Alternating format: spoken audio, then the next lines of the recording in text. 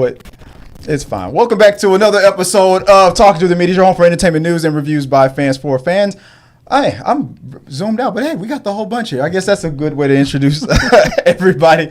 Welcome back to the episode on another Thursday where we're going to talk like entertainment news and reviews by fans for fans. I'm your host, Chris Fagan, and joining me is Robert Reed from RXR Props. And Joy.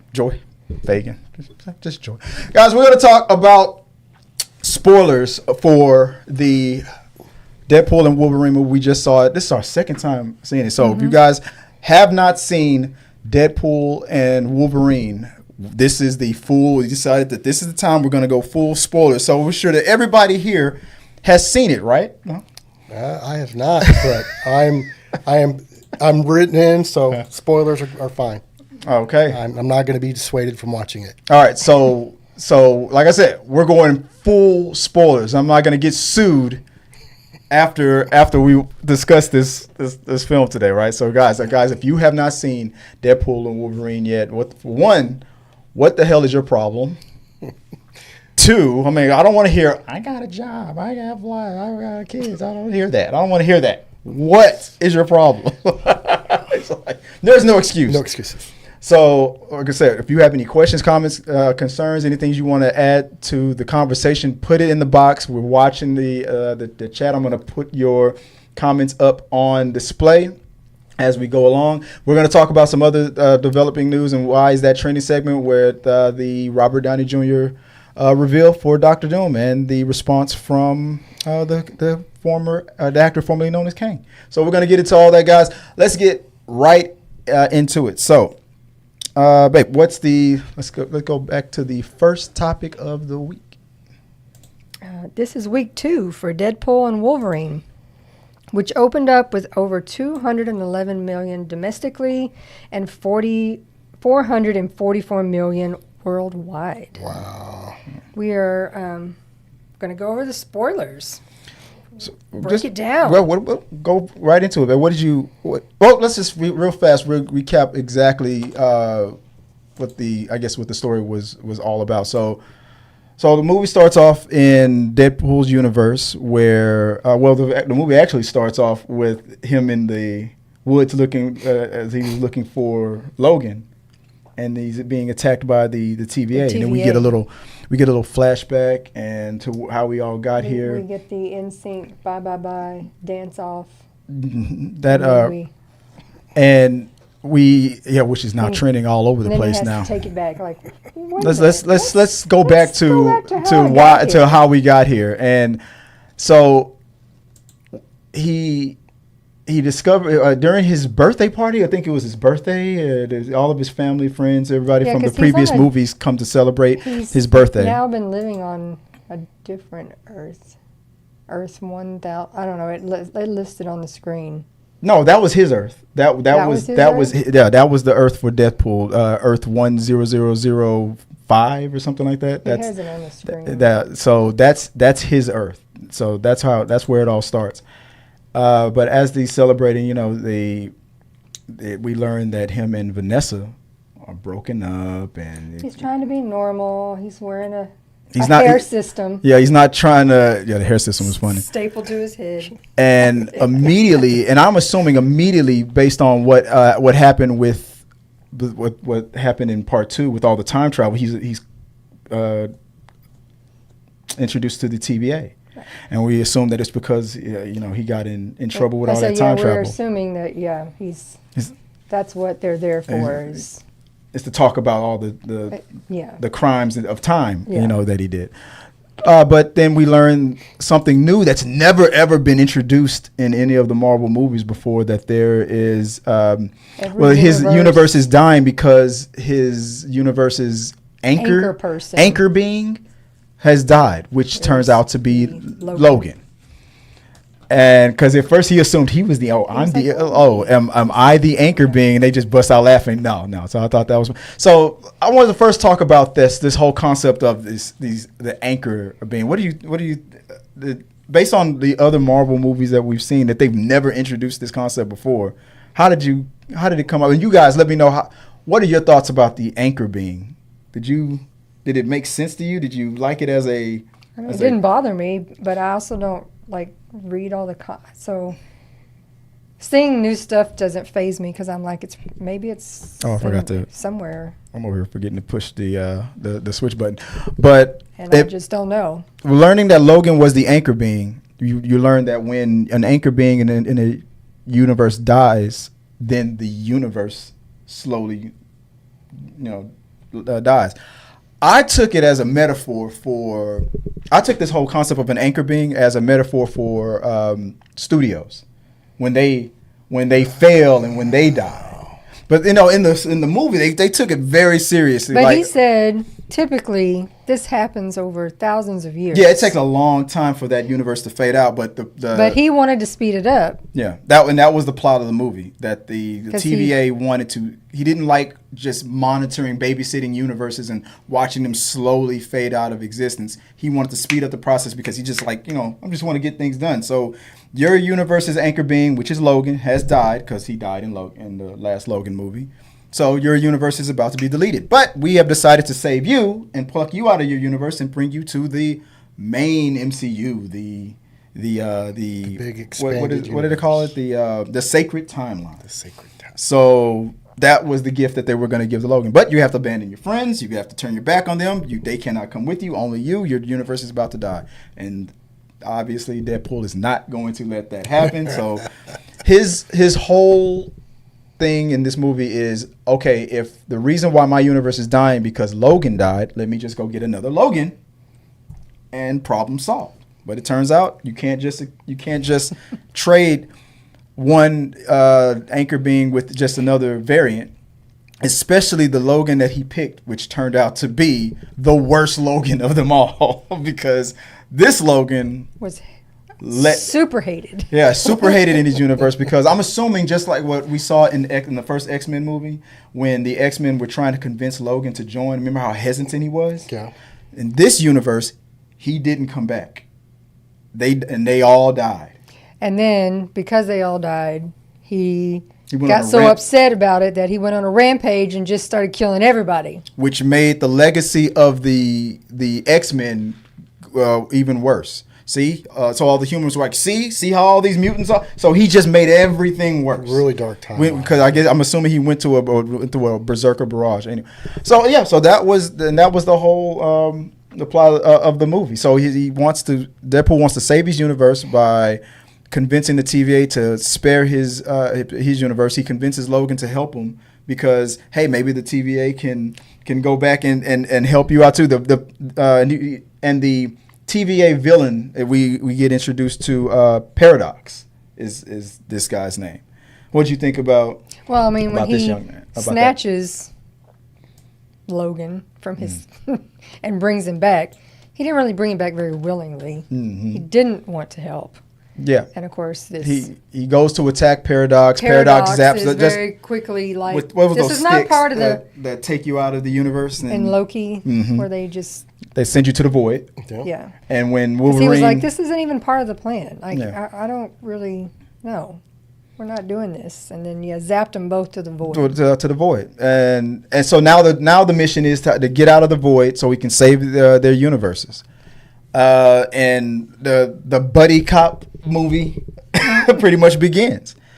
So overall, my thoughts on this movie was I'm still debating on whether or not this is the best Deadpool. It's a close second to Deadpool 1. Deadpool 1 had a special place with me. I like Deadpool 1 the most, but I'm still debating on whether or not this is better or equal or like in second place. I know if it's not better than Deadpool 1, it's gonna be. I'm gonna rank it Deadpool 1, Deadpool and Wolverine, and then Deadpool 2. Not saying that Deadpool 2 wasn't good. It's just in comparison to this one to me was better than Deadpool 2. That's a big claim too. But I'm wondering where I'm gonna rank it. What about you, babe? What did you? It might be my favorite. Probably, I mean, some of that's nostalgia, but you sure it's not that recency bias? Because it's the last thing you saw, or you said it's the nostalgia? The nostalgia. It was. I enjoy seeing all the stuff pop up But other than that, it would be the first one. So yeah, it was Earth 1005, or that's the Earth that they're from. When one of the things I loved about this movie was when they showed him still using. I'm assuming. See, I always assumed that time travel can also in the Marvel universe zap you to other universes as well. Not just go back in time on your planet, but also if you go back in time far enough, change something and change the present, you technically found a way to leap to that other universe. Because all these universes have similarities, but there's always these little differences. So I'm assuming that there's two ways to go to another universe. Either just jump from your universe to the next universe, or go back in time in your universe, change something so much that you now found a way to tap into that other universe. That's my theory on how is Deadpool able to go into the main timeline and then try to audition to be an Avenger if the Avengers don't exist in his universe? He had a time traveling device, but how is he able to jump universes? So I'm assuming that either time travel devices can do both, or you have to do it the long way and go back in time, change something enough to create that or tap into that other universe. That's just my theory. So anyway, he finds a way to go to the main timeline and tries to audition to become an Avenger, and he meets Happy Hogan. He tries to audition. He said, and he's just cracking up and making jokes about, well, I thought I was going to meet Robert. And I'm assuming you did go back in time a little bit too, because obviously I think Robert Downey Jr. was still alive.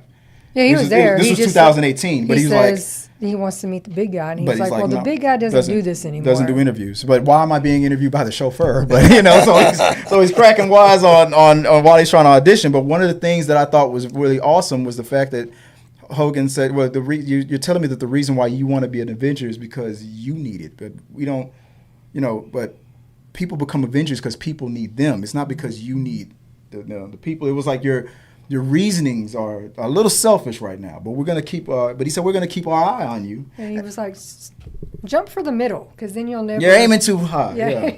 Yeah. Jump for the middle. Aim for the middle because you'll never miss is what I think the line was. But all of that to me, it just felt like it was a metaphor for what was actually happening in the development of these movies. Like like the question of, will Deadpool ever be in the MCU and be in the Avengers and stuff? Does it make sense because he's too cracked? Well, apparently that was what all even sparked him and Vanessa to break up. Was because the Avengers, when he was rejected, said no, and he got decided, depressed. I'm done. Yeah, I'm not going to be Deadpool. I'm just going to be a normal dude. Yeah. And she was like, that's not what you were meant for, and you're just floundering. Mm-hmm. And so then they broke up. So moving forward, when he is on his quest to find another Logan to save his universe, there's like you said, they're stuck in the void, and their mission is to try to get out. And that's when they start really revving up the cameos. We already meet once again. We meet the Deadpool cameos, like his Blind Owl. Is it Blind? Mm. What's her name? Is it Blind Owl? Blind Owl. Is that her name?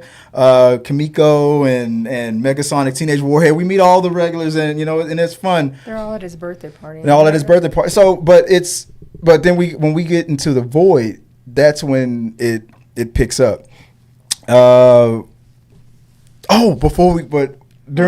that interview with Happy Hogan, there was a phrase that I had to write down. It was like, I like to smasturbate to the X-Men. It's like, what is that? That's when you take some Hulk hand toys, and so I get it. Yeah, you'll learn a lot from. I was really writing my notes down, and that led to the whole the Disney pegging joke, and then meeting the TVA, and then getting to that argument, and then going straight to the void. After that, what was the first cameo that came out? Oh, let's just talk about cameos right now. Like the first cameo when they landed in the void was Chris Evans. And I got to get your guys' opinion on. And you're very. It was cloaked. So you're like, you see his face, but he's wearing like a robe. The whole time I'm looking at Joy, I'm like. And Ryan Reynolds keeps like saying, Captain, like this. You're not gonna. I mean, the moment Chris Evans drops his first curse word, I'm like, no, no. And then the fact that he had a robe on, he had blue on. There was some red there, and he was wearing a little robe. And I was like, and she didn't know what, because I don't think you watched or remembered much of the Fantastic Four, and I was like, I bet that's Johnny. Because he tells him he's going to do, you're not about to face off, and he goes, he's like, well, you're not going to like what's happening next. Say the phrase. Yeah, he's about to say the phrase, Avengers is flame on! And like, what the fuck? And he totally confuses, and then bursts into flame, he flies around. And Johnny Storm gets totally beat because he was facing off with Pyro from X-Men. And I mean, Johnny Storm he's the Human Torch, but Pyro can absorb fire, control fire. I guess I always assumed that the Human Torch was the most powerful fire person, but Pyro seems to be the nemesis. Yeah, he seems to be stronger.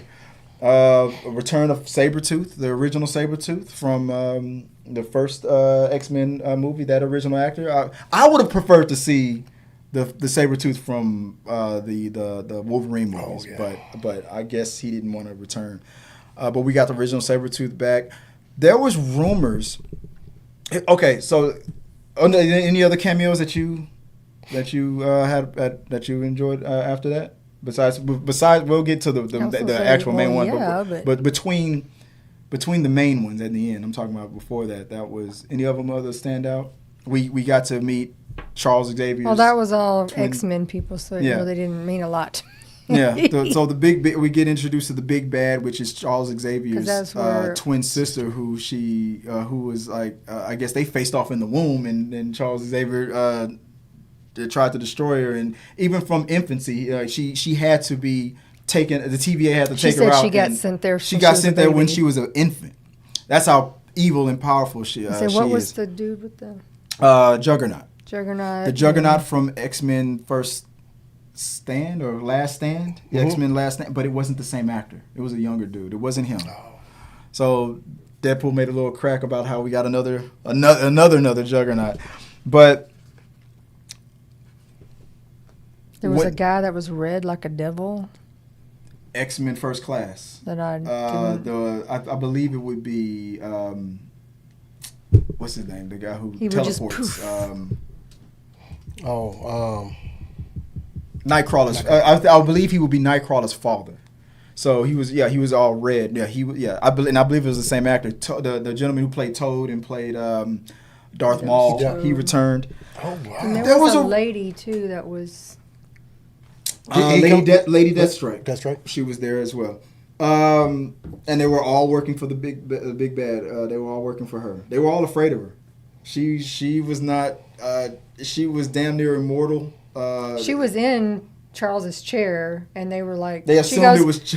She was like, "Well, we've had a few pop through," and I just was like, every time Charles comes in, I take him out. The chair. She was tough. She was not to be messed with, even to the point where a lot of heroes were just afraid of her. You either die or you work for her. That's pretty much was going on. And you die because she feeds you to Goliath or what? That big Goliath from Loki. Yeah, the roving monster. Yeah, that would eat destroy people out of existence. Yeah, she I guess maintained her existence in the void because she would serve up people to Goliath. So I guess Goliath. I like these tie-ins. Yeah. So, and of course Deadpool even made, and I didn't know. One of the things I didn't think Deadpool would do, which he straight up did, besides all the self-deprecating jokes on Disney's expense, was he went straight into a deep cut of a fourth wall break. Oh, you mean Goliath from Loki season 1, episode 5? Like he totally went straight to the episode. I'm gonna call out my tie-in. Yeah, like it was that hilarious.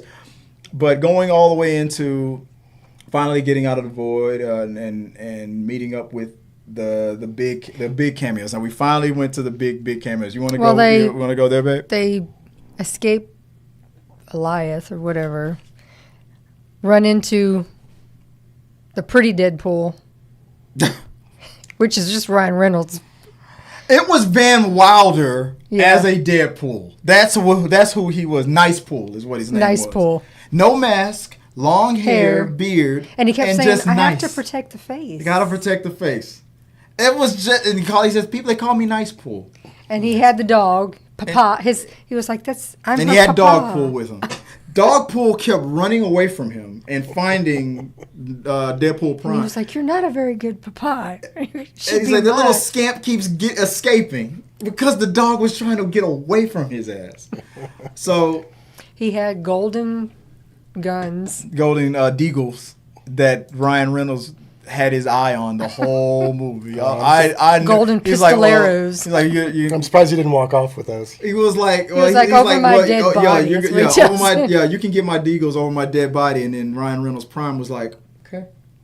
So I knew he was screwed. I knew Nice Pool was screwed the second he said that. So they are like, we need to find out where Johnny Storm mentioned that there were, people on the edge somewhere in the borderlands that have managed to escape Cassandra. And this is where we get to the best part of the movie with the best cameos, which I'll tell you right off the bat, since you don't mind, spoilers. Storm does not make an appearance.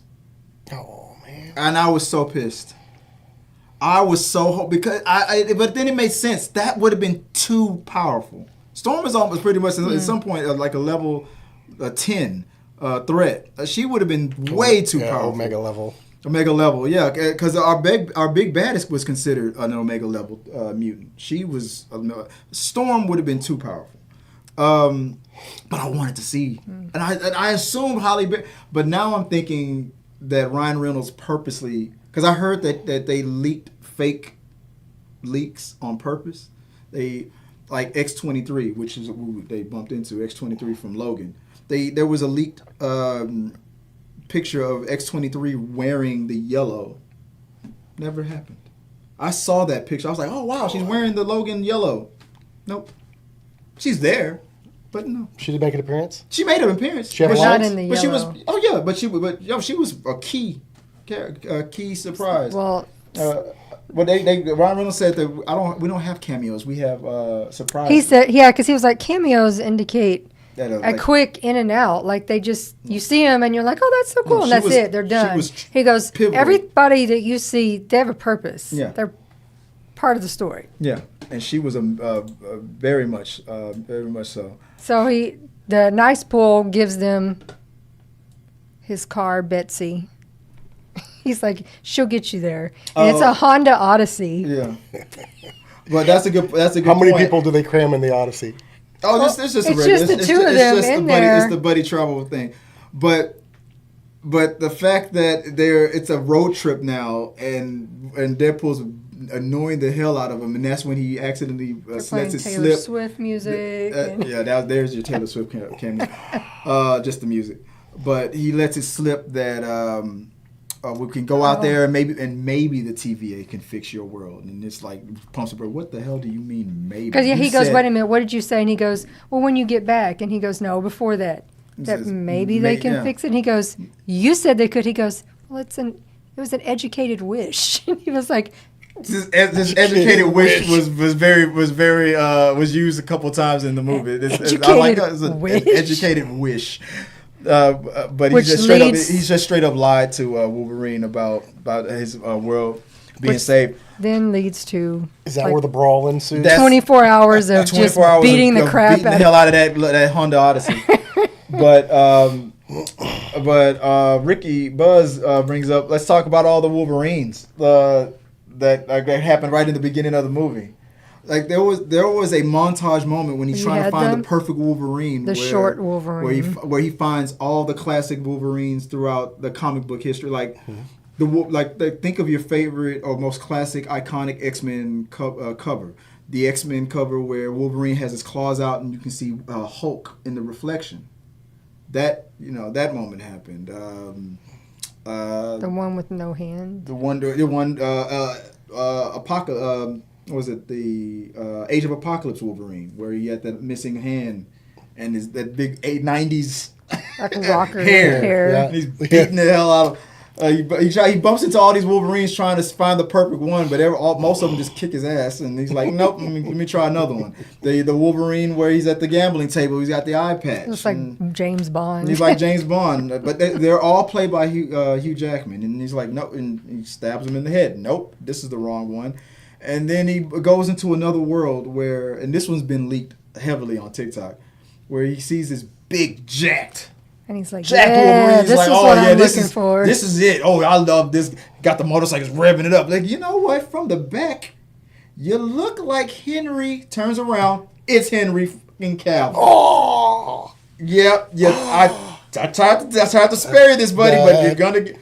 And he immediately is like... This makes me even more excited. The cigar in his mouth.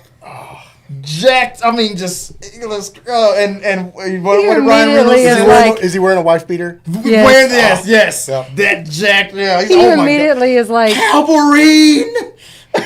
He's like, this man, is it. And he's like, man, we will. You know what? Forget those guys from down the street. We'll treat you so good. We'll treat you so good here. We'll treat you so good. He said, you were just leaving. And obviously this is the wrong Wolverine because he immediately attacks him. But what I noticed, and tell me if you guys noticed this, or did you notice this after the fact? I didn't notice it during. I noticed it after the fact. When Henry Cavill pulls out the claws, he does this. Do you get the reference? Yep. I didn't get it until somebody put both videos side to side. Yeah. Yep. What is it about Henry Cavill going back to that Mission Impossible? It's like that moment was his most badass moment. The man played Superman. Yeah. But what was it about that scene that everybody loved when he pumped the fist? Who suggested it? Was it Ryan that suggested it? I don't know. But the fact that that's how he pulled the claws out, and when you watch Mission Impossible scene, and that's fan service right there. It was epic, fourth wall breaking. I loved it. But when he finally landed on the Wolverine that he picked, they laughed at it. This is the worst Wolverine. And, and the adventure begins. So the metaphor was, this Wolverine obviously felt his world, but it was still the perfect Wolverine because it was something that X-23 said to him because he felt like I'm the wrong guy. He said, I'm the wrong one. She goes, you always were. You always were the wrong guy until you weren't. Until you weren't. So and it was perfect tie-in to give love back to Logan. Yeah. It was because that was exactly how it was with Logan, and she was 100% the right person to say exactly that. It's like because he was pretty much telling I'm not him. I know in your world I'm your dad, but he's getting drunk. I'm not him. But you're just like him. You drink just as much as pretty much what he said. Yeah, no, you are him. You might as well be the same guy. But when we see that was after the fight in the Honda, that 24-hour fight, and she was the one. They're both like passed out. Yeah, and she's the one who pulls them out. Deadpool's bandaged up like a mummy with seatbelt. Yeah, that fight was badass. Both of the times that Wolverine and Deadpool fought, it was epic, and they acknowledged it. It's like you nerds are about to love this. I look right at the camera. You nerds are gonna love. And both times he did not disappoint. The best fight scenes were between Wolverine and they would make reference to the fact too that we can't die. Oh yeah, it's about to get bloody. So did you get the reference of the 24-hour fight though? No, that happened in a comic book? Do you remember the movie They Live? Yeah. You remember Roddy Piper? Yeah, his partner didn't believe him at first, right? That fight? That fight last for 24 hours? No, but that was were the longest fight scenes on film. And it was intended to be such. That was the point of that. So this was, I guarantee you, this was a nod. It felt like that. It felt like because he's trying to convince him to come along with him. He doesn't. With he's the reluctant. Bumper sticker on the back that says coexist. It was a very, very liberal, because it was Nice Pool's car. He's like, this is old Betsy, he'll get you there. It's not mistaken. He takes the dog back. Or all Ryan Reynolds tried to run away with that dog, but they were in a cornfield. He was like, and he couldn't escape fast enough, and he apologized to the dog. The corn was too thick. I'm sorry, I couldn't save you, but I promise I will get you, Dog Pool. But that was thanks Ricky for that. That was one of the best parts of it. He says, feels like we should have gotten Ghost Rider. I thought about that after the fact, because I know you saw that in the trailer. The big bads, their lair was Ant-Man's dead body. And when they burst through, okay, well, before we get to that part, when we meet X-23, there was also Elektra. She was a part of the group. At first I thought that was a Scarlet Witch. At first, I was like, Ryan is like, so you are one, and she goes, are you Wonder Elektra? And like a lot of people, what was the joke? A lot of people didn't make it. Like Daredevil died. He's like, oh, I'm sorry. She's like, oh, I'm sorry. That little dick. Well, they made fun of Hugh Jack Wolverine even before that, where he was like, yeah, he let himself go since the divorce. Oh, I could not believe that they did a joke on Hugh Jackman's divorce. He's been bad ever since the divorce. After their escape from the big bad, they were like all hugged up on each other, and he's like, the way they landed, Deadpool was on top of Logan, and he's like, get off of me. He's like, wait, I'm not done yet. Like, you're not done doing what? And he's like, I gotta get my knife. Like, get your thoughts out of my head. Like something like, what did Deadpool say? Get your dirty thoughts out of my pants. I'm telling Blake. So the cuts went very personal. It was a lot of deep cuts. But besides, after we met Elektra, then the next person to walk in was Wesley Snipes. Blade. And which is my favorite. I was so shocked that Blade was there, because I totally, because I pushed it out of my brain, forgot that Ryan Reynolds and him were together on Blade 3. Yeah. I totally forgot about that, because that movie was so bad. And they're like, I don't like you. Yeah, and he goes, you never did. You never did. So the joke about them not getting along, they keep it going. And then Mr. Gambit himself shows up, Shannon Tatum as Gambit, with a very, very, very thick Cajun accent. And I think that was the joke, because they were leaning in on his comedy. Because Ryan Reynolds kept saying, "Who is your accent coach? The Minions?" You could barely understand. It was played it up. His accent was so thick, and then some of the scenes are trending on TikTok right now. It was something he said like, "Oh, I was born ready. I shot out my daddy dick. I shot out my daddy dick, and then right into my mama, saw the doc and said, 'What up, doc?' Or something like it was but in that Cajun accent. Shannon Tatum was one of the best parts of this movie. He's like, and he kept giving homage to the movie that he never got. Like in the final fight scene with the big bad, when they wanted to break back into the bad guy's lair to try to force. What is the big bad's name again? Cassandra to to help them get out of the void. And Shannon Tatum was like, "Oh, I'm going to make a name for myself.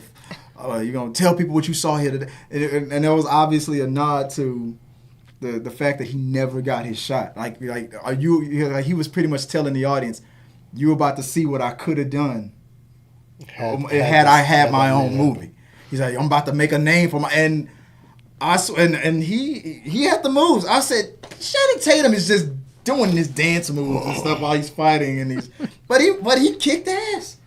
I saw a video on TikTok where a guy was like, when I heard about the Channing Tatum best Gambit thing, I was like, that is the stupidest thing I ever heard of. But after seeing Deadpool and Wolverine, I'm like, yep, Fox should have greenlit that movie.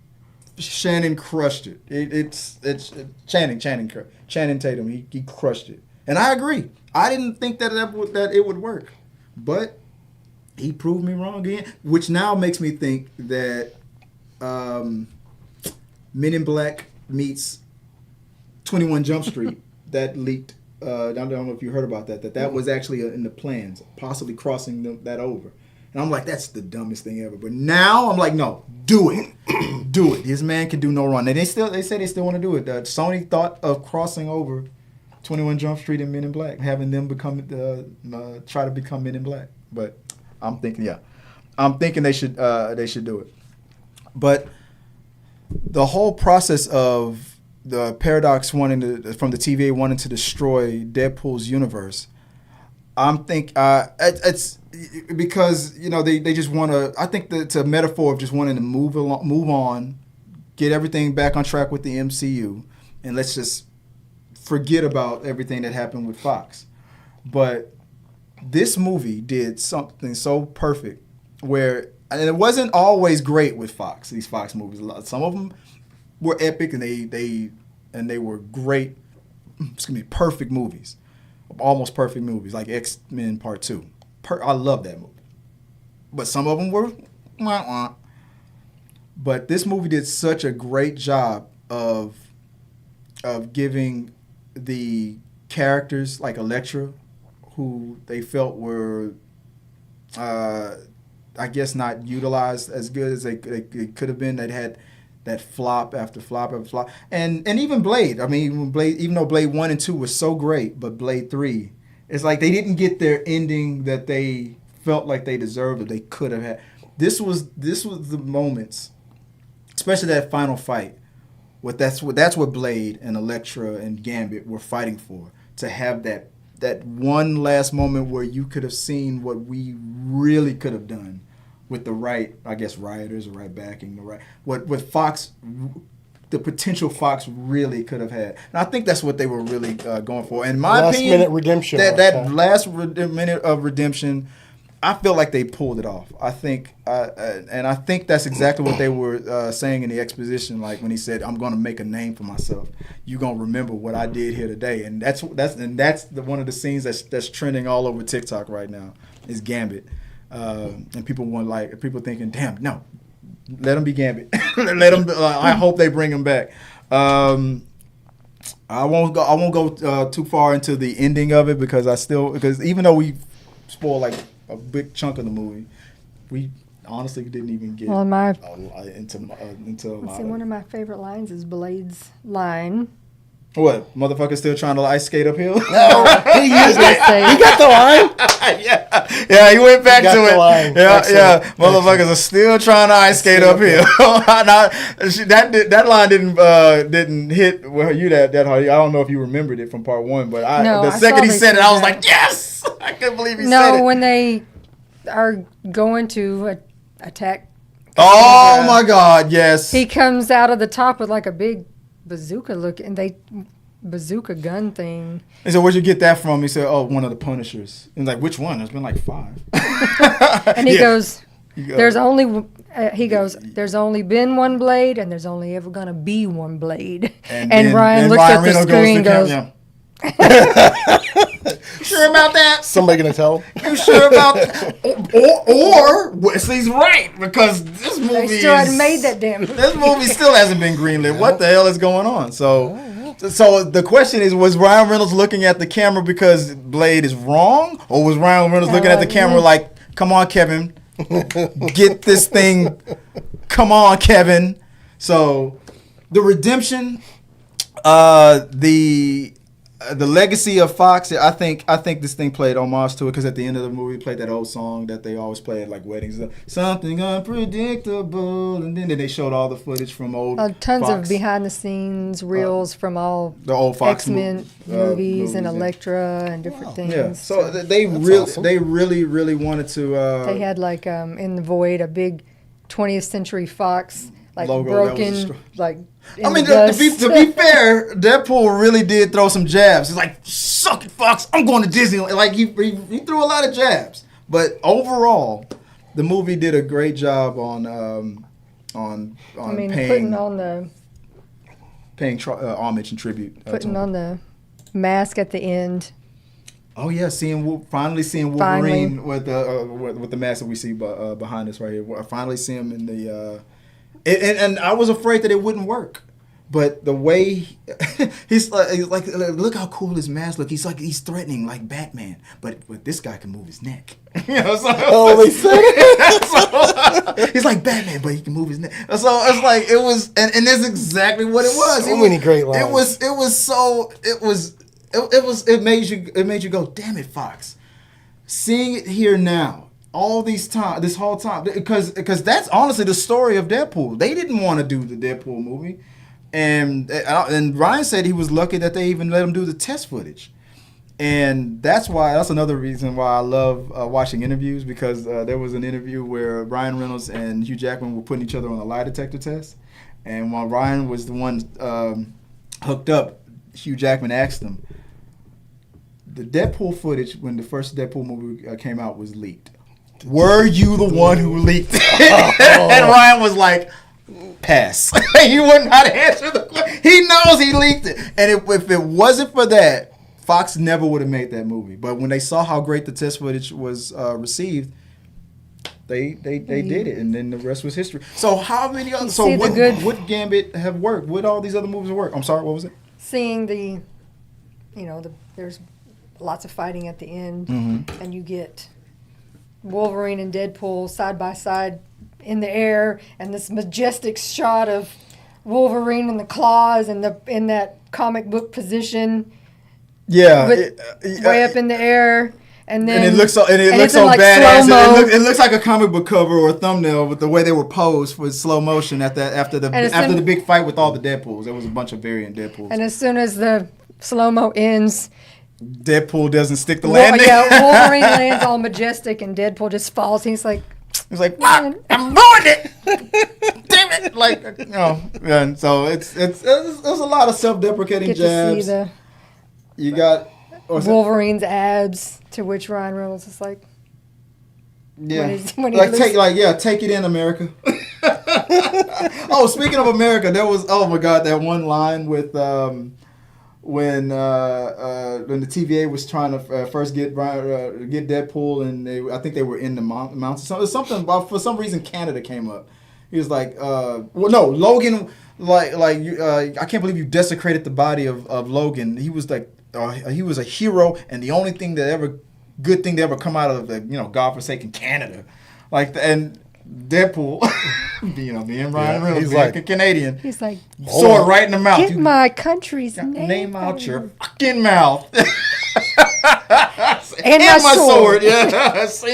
So I mean it was the bloodiest one. It was I'm gonna say I had this one because of the whole buddy cop aspect of it. This Deadpool movie was the most fun out of all of them. But I think the first one still had more heart. I don't know, because I like the Vanessa thing, and that wasn't really there with this. This was a love story between Deadpool and Wolverine, but all the other Deadpools is a love story about Deadpool and Vanessa. I mean, he wants to save Vanessa, but it was only because he loved her, even though they weren't really together anymore. So he was still a noble guy. He said his whole world was just his 9 friends in that little picture.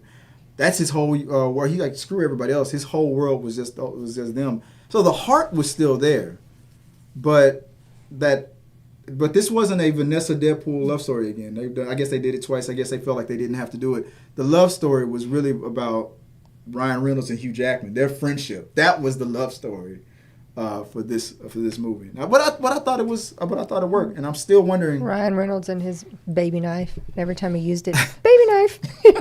That was her favorite part. Say it. While he's fighting sword, baby knife. He would say it, baby knife. So the little jabs here and there, I thought there was so many things that I thought was going to be in it. Like there was so many cameos that I was looking forward to. I thought for a second that the big bad was going to be Mojo. Remember him? I thought maybe it was going to be, and that I've only seen that character in like the cartoon and stuff like that. But I know he's like an alien that like runs like a intergalactic reality TV show where he makes heroes and fight, for real for the universe's entertainment. I was thinking that it was going to go there, but that might have been too much of a deep cut for Deadpool. But the story that we got. Any hints of Galactus? No, but the comic. Speaking of which, off topic, the San Diego Comic-Con trailer footage. Somebody leaked it on the Fantastic Four trailer. They leaked it, so you can see that. Yeah, it's on there. But no, not mentioned in this one. We also have Peter Pool. Remember Peter? Yeah, Peter from Deadpool 2. The theory is, so what do you think? I think he's just loved by Deadpool, but he at one point to stop the fighting between all the other multiverse Deadpools, and those multiverse Deadpools were funny as hell. You know, Lady Deadpool, you got Baby Deadpool, you had Kid Pool, which was a little girl who has the most filthiest mouth out of all the Deadpools allegedly. Deadpool, that's just a head. Head Pool, yeah. Then the Japanese samurai Deadpool. The one with the red, white, and green. He doesn't speak, but it's actually from his Wrexham. It was a guy from his Wrexham team because it's. Oh yeah, that's what that Deadpool was wearing. Nice nod. That's a nice nod to him. There was a country western Deadpool. Yeah, and that was Matthew McConaughey's voice. Yeah, she called it. I didn't recognize it. He should have just said, all right. That would have been funny. Oh, yeah. A lot of all the pools that were in there, and that fight between Wolverine and Deadpool and all of his variants reminded me of that hallway fight on Guardians of the Galaxy 3 when they had to go from one end of the hall to the other. It was pretty much almost shot just like that. It was. But 10 times bloodier. 10 times bloodier. And you kill them all, but then they regenerate. Well, you think they can all regenerate, but it turns out there's a tiny baby Deadpool too that doesn't talk. It's just sucking on a pacifier. Remember at the they wouldn't let Baby Pool fight. No, but at the end, when they forget that they all regenerate, he looks at him and he's like, "What are you laughing at?" And they all start regenerating. And then he's all like, "Oh yeah, they all come back." But the one Deadpool that can't regenerate. It's Nice Pool. Oh, he had to murk Nice Pool. He murked him. Yeah, he's like, He's like, how long did it take you to regenerate? He grabs Nice Pool and purposely uses him as a shield as Lady Deadpool is shooting the hell out of him. Yeah, how long does it take you to regenerate? He's like, regenerate? What are you talking about? Oops. Give me those golden pistoleros you got there. And it looks like Dogpool has a new papa. So it was. Which they don't fight. It was a plan. When the dog pool runs across there, everybody just freezes to let the dog go across. Yeah. All the Deadpools, like, that cute little puppy. The fighting stops when Dogpool is in there. So I'm assuming Dogpool can't regenerate. Maybe they're from the same Earth. Dog. And then, they go to fight again, and then here comes Peter in the Deadpool outfit on a bike. And he makes all the Deadpools stop and fighting. They're all like, you have a Peter? And he's like, they're like, every Deadpool has a Peter. We love Peter. So they all stop. Yeah. Yeah. Every Deadpool has a Peter, and he's wearing the costume. He's wearing the costume, and it's like but his nuts are huge. So is Peter supposed to be a metaphor for Deadpool's penis? So I'm trying to figure it out. That's funny. But it was hilarious. So. When I won't tell you how because I don't want to spoil that much of it for you. When they finally save the world and everything, when everything goes back to normal and the TVA lady loved Peter Pool. Oh yeah, she was like, "You look really good in that suit." But when everything is the dust is settled and we get back home and everything. One of the things that confused me before we move on to the next topic, we wrap this up. One of the things that confused me, besides the whole, what was it called? Anchor being. Because, so the concept of an anchor being doesn't make sense to me because Wolverine is only 200 years old. Who was the anchor being before Wolverine was born? They didn't say he was the anchor being in every single universe. No, but for that universe he was. Yeah. So who was the anchor being before he was born? Who knows? And after Anchor Being dies, it takes 1,000 years for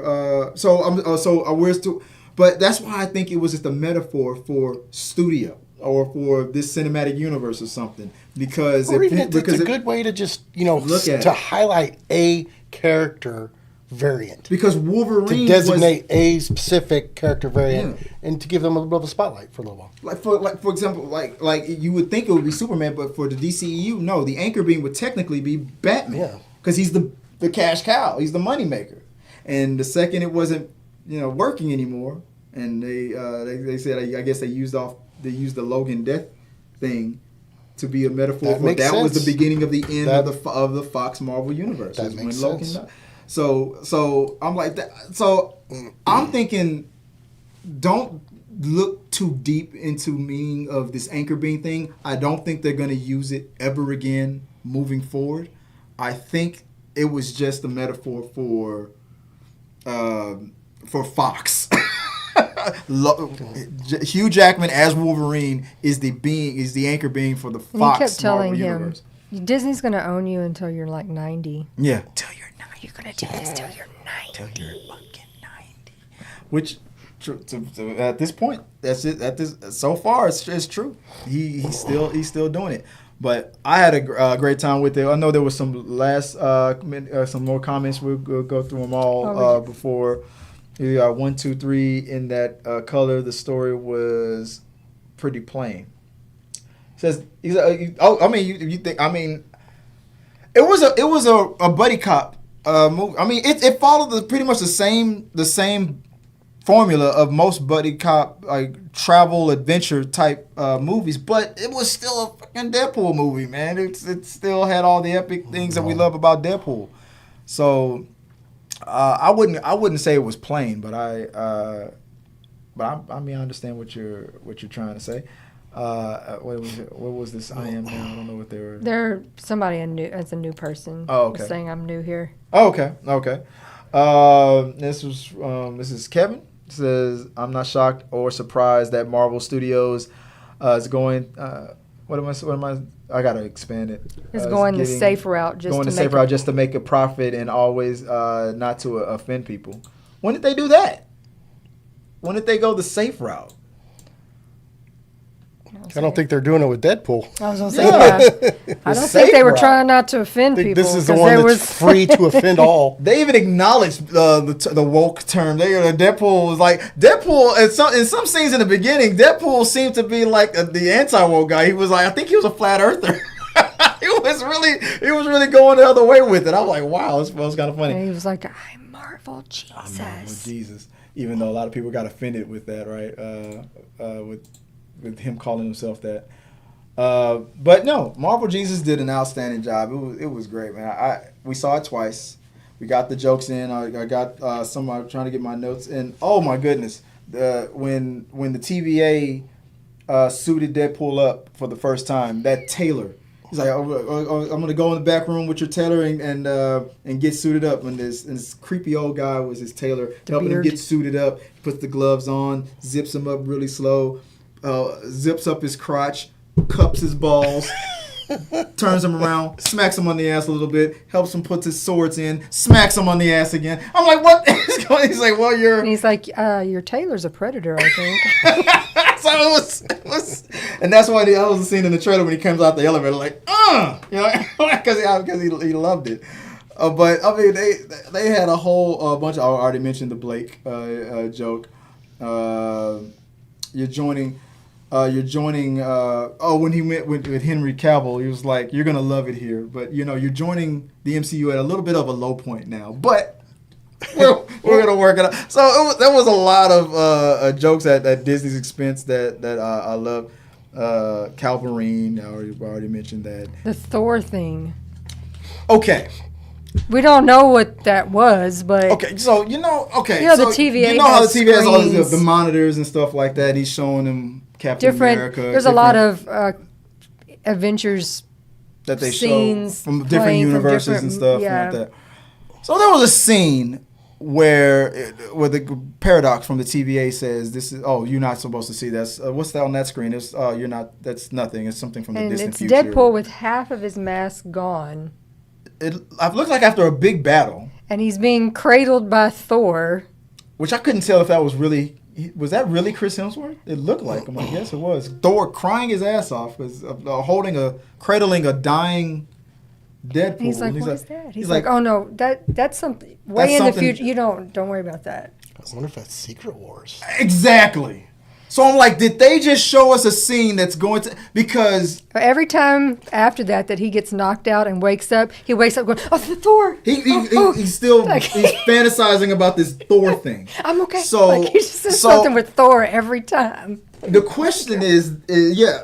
So, Thor is besides Deadpool shows he's the one, and besides the Guardians of the Galaxy, he's the one character who's willing to go that extra silly route.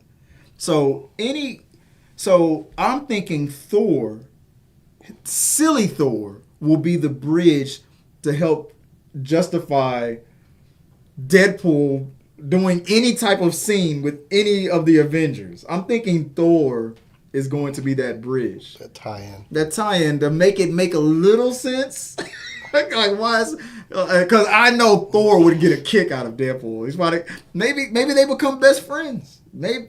Because he was crying his ass off. As much as they need to inject some interest into the series, the Disney series, they really need to bring a Deadpool. At least the Deadpool series? No, just a cameo. If he can, a little tie into the series to give a little bit of that feel. I think that would be the little thing that would get a lot of attention to one of the series. Or even just because they're Secret Wars. I don't know if that's gonna be a film. Secret Wars is the sixth. It's gonna be the sixth of Avengers movie. Or are you talking about this picture right here? Or what are you talking about? You talking about Secret Wars? Yeah, Secret Wars is gonna be Avengers 6. Avengers 6. Avengers 5 is Doomsday. It's gonna be Avengers Doomsday. So it's first it was supposed to be Kang Dynasty, then Secret Wars, but now it's changed Doomsday, then Secret Wars. Now there's at the end. Technically it's not mid credits. It's just that homage to Fox. There is an end credits that way at the freaking end, but it's not like most of the ones you're used to seeing where it goes with something that's coming next. Normally you see Deadpool will return or something like that? Like the one with Samuel L. Jackson, where they're getting like it's something that goes with a future movie. This end credit scene. The end credit scene was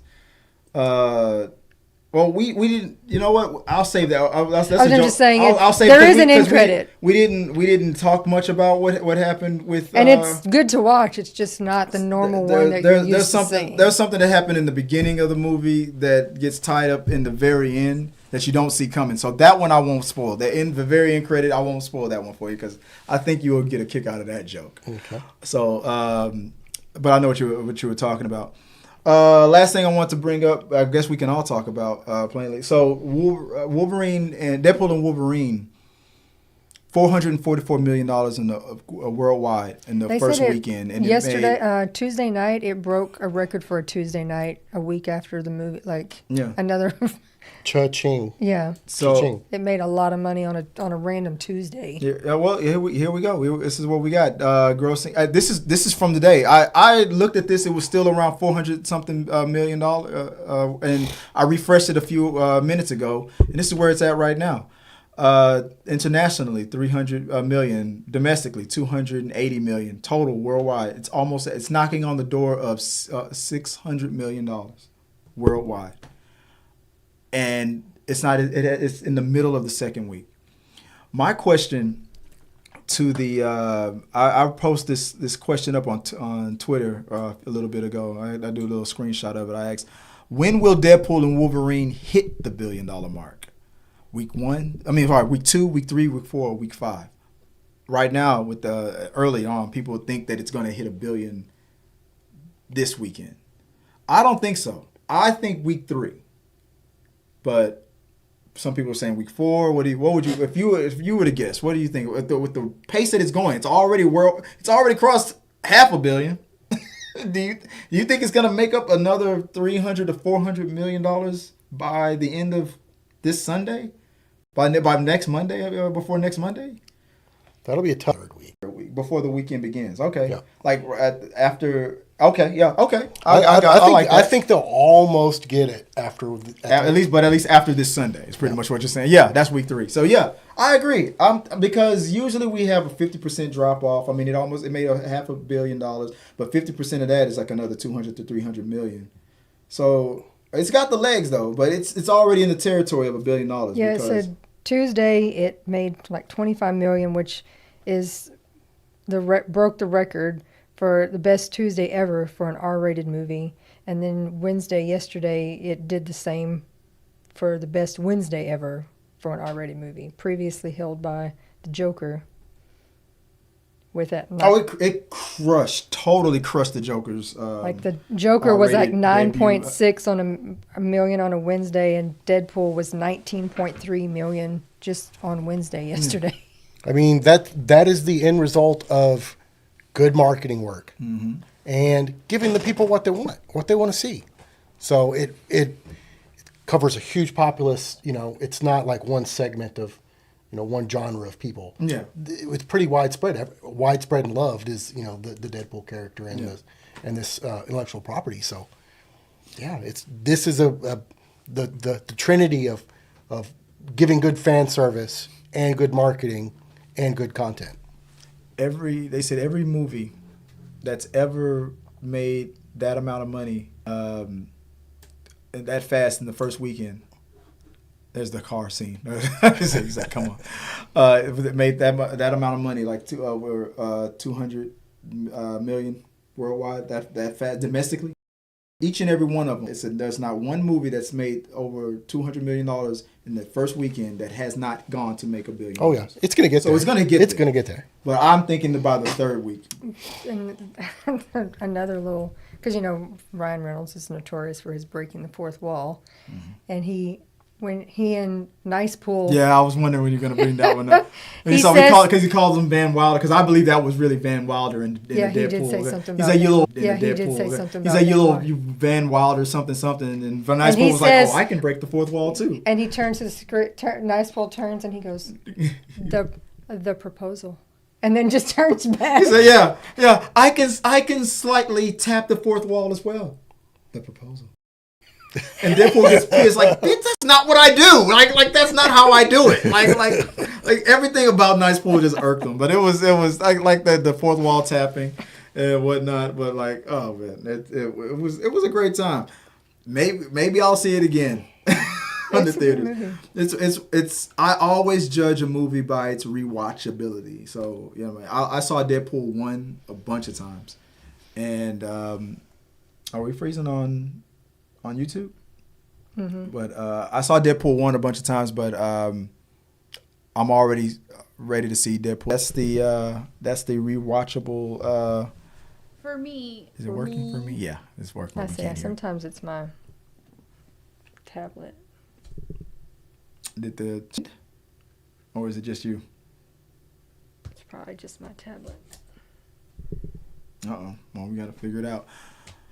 Well, no, it's fine. It's probably your tablet. That's fine. My internet's freezing and it's kicking me out. Well, we'll move on real fast to the next topic. I know I didn't cover as much as I thought because I was hoping we'd all have seen it, but I don't want to spoil. I know this is the spoiler show, but I'd rather just talk. Let's move on to the next topic. So, guys, like I say, if you still want to talk about what's going on with Wolverine, anything you guys want to say, Deadpool and Wolverine, let me know in the box below. Let's real fast. Let's move on to the next topic before we head out here. Okay. So, but what do we have for the next topic? We're going to do why is that trending? Where we go over the latest headlines and trending news. So, what's trending out there? From Variety, Jonathan Majors told TMZ that he's heartbroken over the news that Robert Downey Jr.'s Dr. Doom will be the new villain of the next 2 Avengers movies, effectively replacing Majors' Kang the Conqueror. You can keep going. Yeah. Majors was dropped by Marvel in December on the same day he was found guilty of 2 misdemeanor counts of harassment and assault. His villain, Kang, was set up as the new Thanos of the Marvel Cinematic Universe and was set to feature prominently in Avengers: The Kang Dynasty, which has now been scrapped and replaced by the Downey starring Avengers Doomsday. Jonathan Majors answered TMZ with, "Yeah, I'm heartbroken. Of course, I love Kang. Dr. Doom is wicked, though." Yeah. And I saw that TMZ, that ambush interview, trying to put him on the spot. I'll give Jonathan Majors this. He's going the route of taking the high road. He's not. I hope it lasts. I hope he's starting to get roles again. So he's not gonna show, I guess, any anger, disappointment, and I don't know. I guess you're not gonna. You fired me. That's great, but you're not gonna catch me being unprofessional about it, because maybe there's still a chance. I mean, we might go through Doomsday and Secret Wars with Doctor Doom being the big bad, which is exactly what they're saying this is what's going to happen. But what if? What if? Because Kang said, you can't really take him out. What if? I'm not saying that this is the plan, but what if after Doomsday, maybe Kevin Feige just might have a change of heart, because if Jonathan Majors continues to take the high road, not say anything bad, not act bitter about it, he goes, you know what? Maybe at the very end of the movie of Secret Wars, putting Doomsday in was Kang's big plan all along. Make I have to take a step back for a second, throw Doomsday out there, and I have two theories actually. This is one. But what do you think about that theory? What do you think or would that be too much fan service? Do you think Kevin Feige wouldn't do it, or is there a chance that Kevin Feige might consider that? Well, the door has not been shut. Yeah. On film, so you can't count them as out till the door's been shut on film. They always have the opportunity open for that character. Yeah. They can always bring him back in a way that makes sense. They've already laid the tracks for that, and they haven't closed the door. So that is perfectly available for them, as to bring that intellectual property and him back as an actor. Whether or not they will is yet to be seen. Yeah, it's a tough one. It gets into the kind of the cancel culture, and it's a tough factor because, like, you as someone that's in the limelight, you want them to be a role model. Mm-hmm. A lot of people assume that they're a role model because they are in film or whatever. That's not necessarily what they sign up for. That is their job. They are an actor, and they're not signing up to be a saint. But you also don't want to support people that are doing immoral actions, or you don't want to promote that type of activity either. Mm-hmm. So it's really tough. But the cancel culture can get, is the fervor of that can be taken in a very negative way really, really quick. I mean, it's up there with like overcorrection. Yeah, I mean, it gets. I mean, I hate to add some similarities, but witch trials, okay, stoning people for committing crimes. Yeah, that's that most of the throwers were probably guilty of themselves. It's just that they weren't. When you take it to that extreme, it shows one of the worser sides of human nature. Yeah. So you don't want to support that, and the person's got to live. They've made a mistake. Yes, they have to continue to work. They have to feed their family. They have to, there's no need for the punishment fit the crime type thing. That there's never a path to redemption. That sometimes you're right. It does go too far.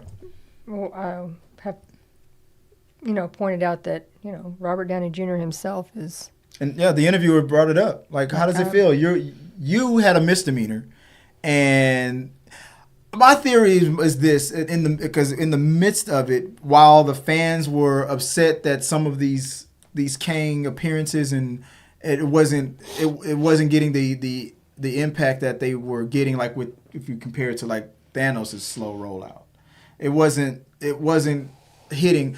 And the fans, you guys were, I mean, it's true, you guys were out there, you were nitpicking, you were complaining, okay, was he really that of a threat in Ant-Man 3, and the rollout in Loki, so there were a lot of complaints about it, but I looked at that as the on the writing side of it. I feel like the production of it wasn't anything against Jonathan Majors' acting portrayal of what he was given to work with, but I felt like I honestly would have preferred them stay the course. But I feel like the Disney and Kevin Feige looked at the opportunity and just didn't want to let it slip.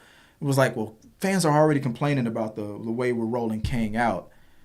If he's found guilty of this, because what he was found guilty of was not that he intended to cause harm to his ex-girlfriend, but that injury did happen to her. Like in the moment when he was putting her back in the car to get away from her and closing the door and getting away, she injured herself or she hurt her hand. And his defense was, I didn't hurt her at all. Well, technically you did. You didn't intend to, but you did cause an injury to her, and they used that, and they focused on that, and that's where he got his misdemeanor from. But the TMZ lady was right; she had a valid question. I mean, Robert Downey Jr. has a past too. What's the difference? What's the does it matter if it's a misdemeanor versus felony? Does it matter how old it is? How long ago? Does it matter because he was in a dark time in his life where drugs and alcohol was involved a lot? Or does it matter because this was harm that was done to there's been a lot of actors that have been guilty of domestic violence and are still, working. So it's like, I think what really factored into it is the fact that the Kang rollout wasn't work. Because I feel like this: if Ant-Man 3 would have made $1 billion, he'd still be. It'd be Kang Dynasty still. It would have been a contributing factor. It would have been like, he deserves a second chance and all that. But since the rollout wasn't as great as they hoped it was, not anything against his acting, but the way the fans have received it and they're all being critical about it. And maybe you should bring in Dr. Doom. All right, we brought in Dr. Doom. And now that it always happens. The second you get what you want, then then the other complaints come in. Well, come on, I swear to God, it's probably the same people who asked for Dr. Doom are now complaining that we have Dr. Doom and like, no, give Kang another. It's you never know what you got till it's gone. It always happens with these fans. Even Deadpool mentioned getting canceled. Yeah. Oh yeah. It's true. It's true. I'm always gonna. Hell, Eminem just talked about it. While Eminem had a conversation with himself as Slim Shady. I'm getting. A kid on TikTok will discover something that Slim Shady did back in 2001, and I'm getting on Monday, and I'm getting canceled March Madness and I'm getting canceled on Tuesday. So it's like it's a weird situation that he's in. Also, that was in that story was the amount of money that Robert Downey Jr. is being said he's going to make. I don't know if it's both movies combined or if it's each. But the story is that Robert Downey Jr. is about to make $100 million when it's all said and done. That is acting fees and royalties and getting percentages of the what the film of the box office and all that. Because last time it was $50 million. To come back. Now you can't. Obviously you can't pay him the same amount. So now it's $100 million, and I believe, if I'm not mistaken, it's $100 million per movie, not just for both. It's per movie. Wow. The highest payout that any actor has ever received. He's well worth it. But what do you think about this news? I mean, is it too much? Is it? I guess it depends on how the movie does. I mean, Avengers movies tend to make about $3 billion. So. The $100 million drop in the bucket. What do you think? Robert Downey Jr., $100 million per movie? RDJ, I mean, the guy's a hell of an actor. I mean, you can't pay him the same amount. The guy just won an Oscar. The guy's a hell of an actor, man. He's a known quantity. You know what you're going to get. You know he can fill the role. Mm-hmm. Would I've liked to seen maybe some new talent, some younger talent in there? At some point, you got to start thinking about the next generation. Yeah. If you don't start planting the seeds now for some of those talents, mm-hmm. You've got to be able to hand that off. Right. You've got to develop who's going to be the next RDJ. Right. Who's going to be the next guy? Because you've got a lot of those big talents that are leaving. Mm-hmm. You need some younger talent to start building those characters now. Young Avengers, baby. And if they don't really start selling that now, and Doom is one of those characters that could have launched a new actor. Mm-hmm. And sometimes True, that is on the fans, because like I said, they were complaining at first. They protest so bad anytime changes are introduced. Like, we're going to bring in new blood. No, we have to. No one can do it like they can. We got to have no. We don't want to see them. They'll be terrible. We're trying to move things forward, and you guys won't let us. The fandom, the toxic fandom, whatever you want to call them, the rage baiters, they will always be mad about something. It's like with Star Wars. They're always complaining about what's currently out. But when the next Star Wars project comes out, then they're all like, "Oh, well, The Last Jedi wasn't that bad." That's the same people They will trash The Last Jedi until the Rise of Skywalker came out, and then they trashed the Rise of Skywalker until there was a bad episode of The Mandalorian or something like that, or now with the Acolyte. Yeah. Like, they trashed the prequels until the Acolyte came out, and it was like, you're insulting the legacy of Anakin. Like, you back then you hated hating Christians. You said he was a wooden actor. You said Heath Ledger was Brokeback Mountain guy. He can't play the Joker. You guys say they say these same things until they said Kang wasn't working until Kang was gone. Now it's like, well, but Jonathan Majors is a good actor. He was always a good actor. He was a great actor even then. But I was like, blame the writer. Blame the direction. It wasn't Jonathan Majors. Before we go, there was one theory that I just saw online from this young lady from TikTok, because it's Scorpio Mar SSSSS. I would recommend you guys find her on TikTok, listen to her theories on the subject. It was something basically like this. Iron Man is a type of character who always has a contingency plan. Look how fast he figured out time travel, and looking at it not the way Loki looked at time travel, not the way other people look at time travel, but probably the similar way that Kang looked at it from a scientific level.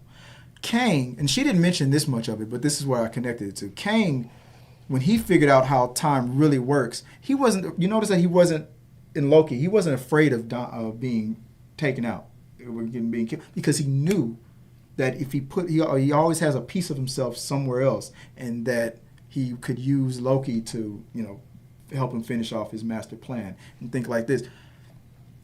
Basically, what she says in these two videos that I saw talk about this stuff,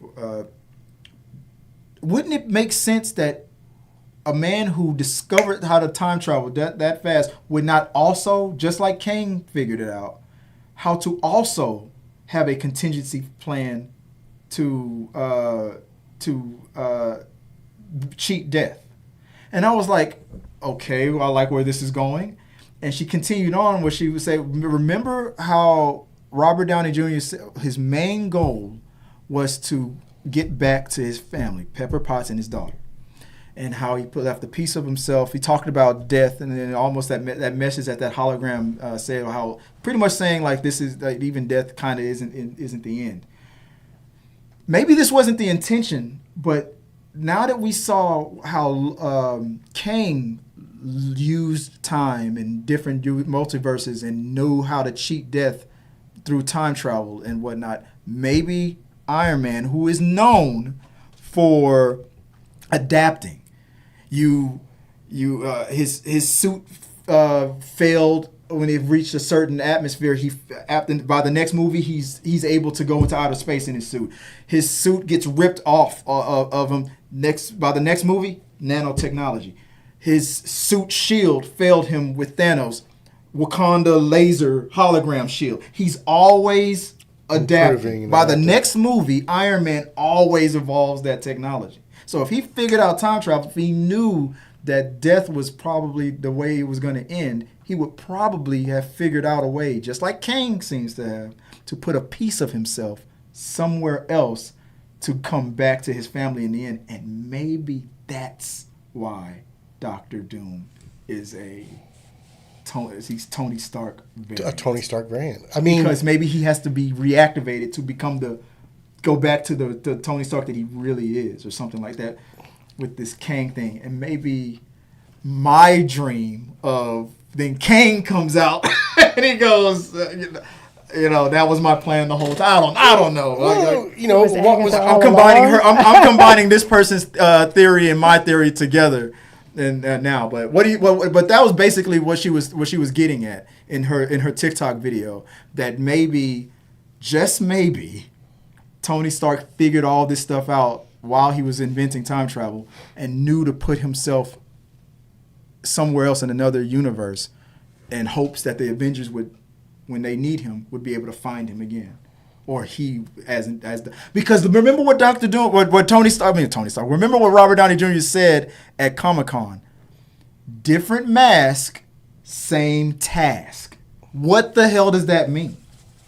Different mask, same task. And when she said all that stuff, what was one of his goals though, as Iron Man? What was to put a shield around the world? To put a shield to save the world by putting a shield around the world. What was Doom's main focus? I don't know much about it. I mean, to basically protect his own sovereign country that he runs and owns. Okay. And build his power base that no one can touch him there, and no one can touch his people and protect his people. And he took very good care of his country, his people. He protected. From what I remember, I heard the Wakovians were happy.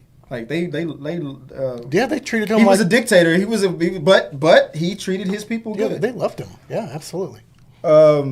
Same, different mask, same. I don't know. I like her theory. I like her theory, where she talks about wishful thinking, man. That through the same way that Kang is doing it, that he'll find a way, and maybe that's how we'll get our Tony Stark back, and now he'll come back to Pepper Potts and his daughter and stuff and all that, because he's figured out. He looked at it at a scientific level, like, okay, I can get sacrificed, I can die, but Iron Man always has a contingency plan, always, and that's always been a consistent throughout the Marvel movies, that if he fails at something, he figures out a way around it by the next one. So and it seems like Kang figured it out. He was laughing about it in the Loki series.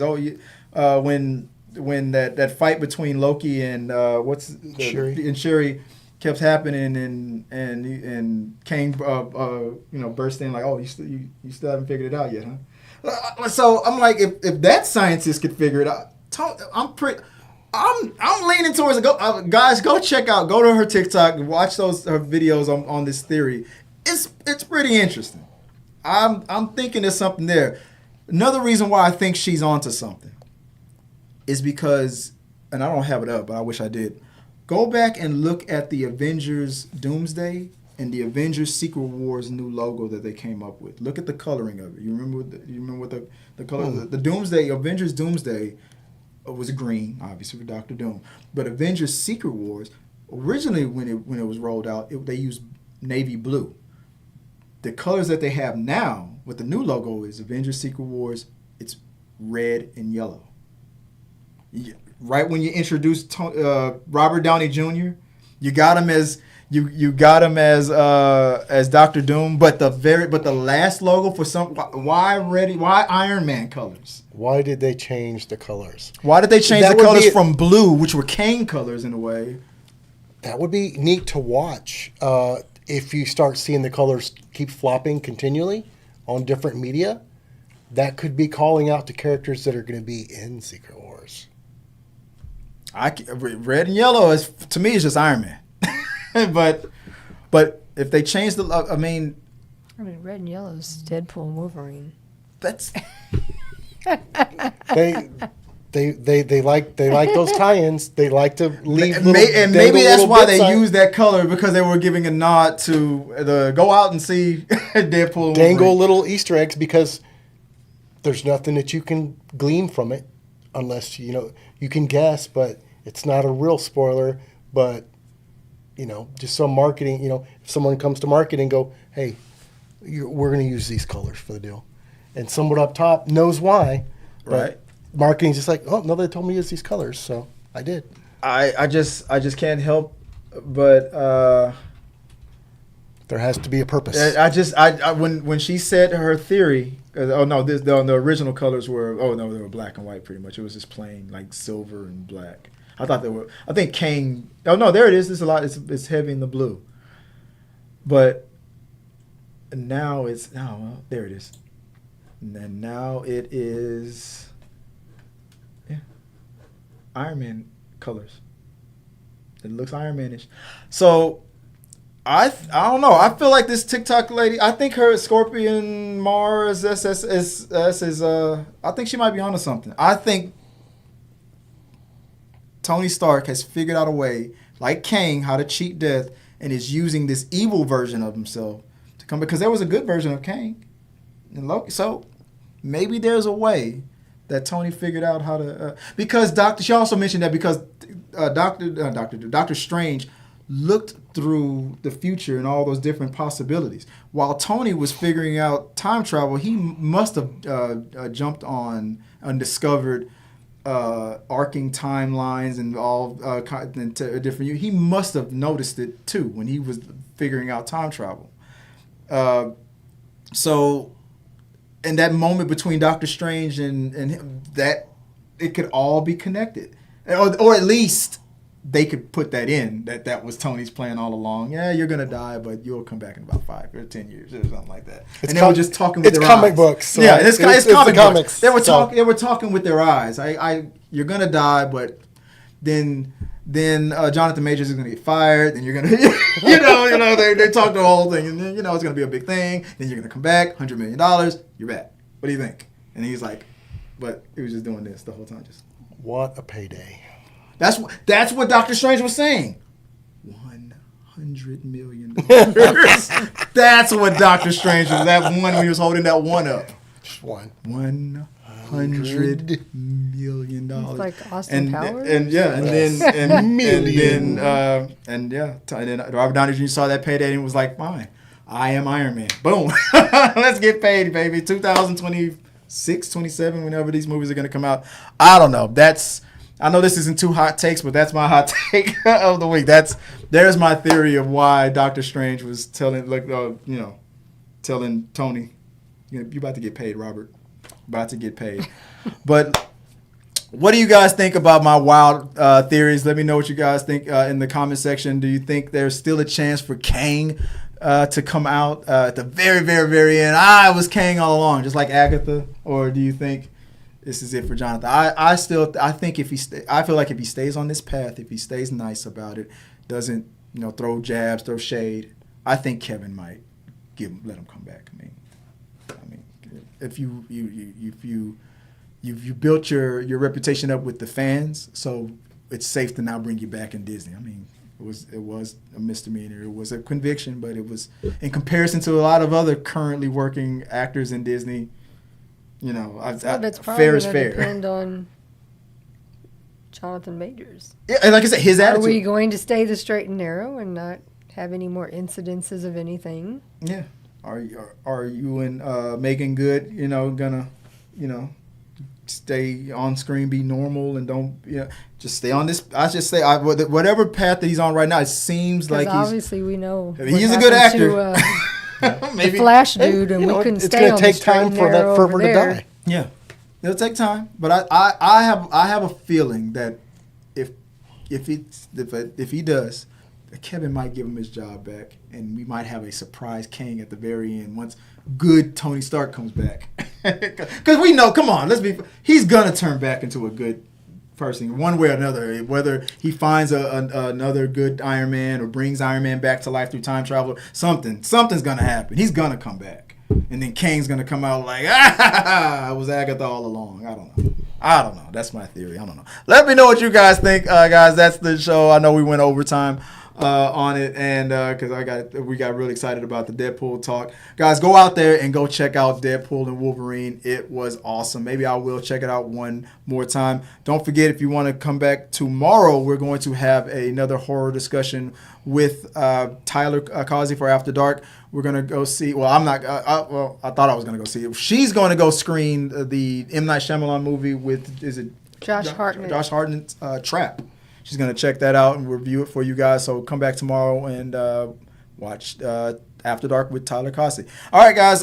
That's the show. Thank you for talking to the medias with us. I'm your host, Chris Fagan. You can find me on all of my socials on, where is it at? Put my name back up on the board there. Chris W. Fagan on all the socials. If you want to find this lovely young lady, where can people find you online, babe? My TikTok's Viola Fagan, and my Instagram is Scrub Hats and More by Joy. Looks like Robert Downey Jr. is just judging. What'd you say about my paycheck? And Robert Reed, if people want to find you online, where can they do so? You can find me in socials at RXR Props. And being judged by Robert Downey Jr. Look at that. Guys, like I said, thank you guys for joining us. And until next time, guys, have a good one. Thank you guys for watching our video. I really do appreciate it. Remember, you can support our show by becoming a member or a Patreon. So click the subscribe button. Don't forget to ring the bell for notifications so you'll never miss out on when we go live or post new content. Let's stay connected, grow this community together. Like, subscribe, comment, and let's keep talking.